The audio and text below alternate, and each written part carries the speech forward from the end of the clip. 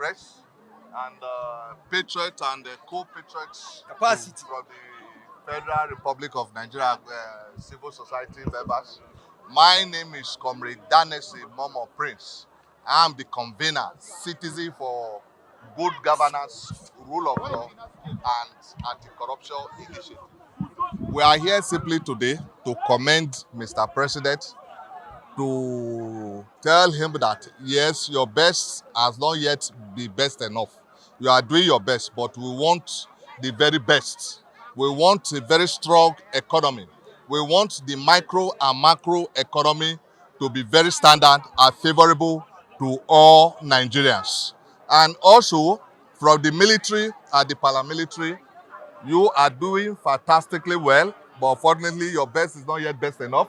We charge you all to do better. We want a safer Nigeria. We want a Nigeria whereby every Nigerian should be sleeping with his two eyes closed.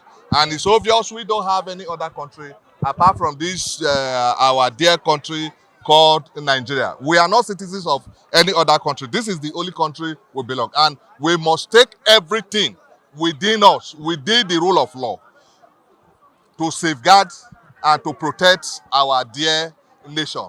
And we equally call on the military and the paramilitary, if possible, those who are interested in destabilizing the government, who are interested in destabilizing the country, the likes of Shore and Co. They should use the rule of law. They must not go outside the rule of law. Because of Nigeria is not a banana republic, it's a country established by the principles of laws, by the rules of law. And those rules of law must be used in achieving a peaceful, coexist country.